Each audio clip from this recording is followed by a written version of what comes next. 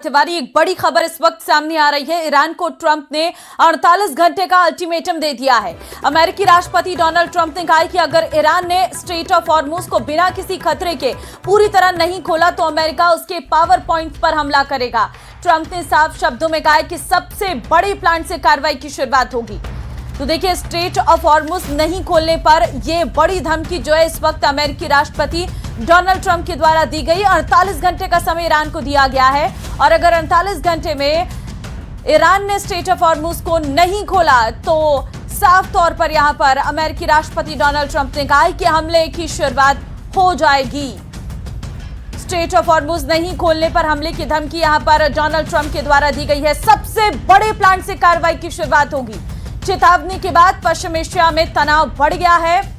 जहां एक तरफ ये नजर आ रहा था कि ये जंग अब कहीं ना कहीं खत्म होने के मुहाने पर है, लेकिन अमेरिकी राष्ट्रपति डोनाल्ड ट्रंप का ये 48 घंटे का अल्टीमेटम कहीं ना कहीं इस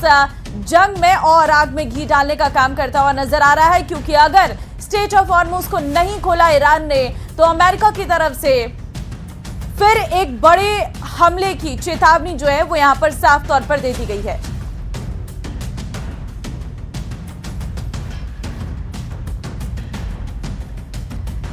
ट्रंप ने क्या कहा है वो आपको जरा दिखाते हैं,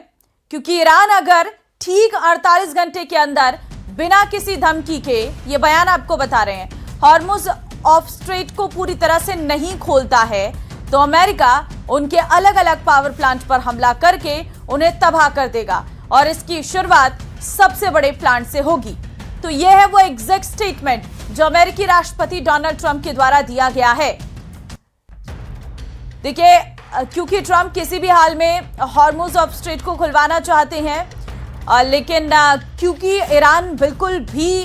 इसे खोलने के पक्ष में नहीं है और इसे खोलना नहीं चाहता है, क्योंकि ईरान का ये सबसे बड़ा हथियार है बाकी के सारे देशों पर भी कहीं ना कहीं प्रेशर बनाने का, और अगर वो स्ट्रेट ऑफ हॉर्मुज खोल देता है तो कहीं ना कहीं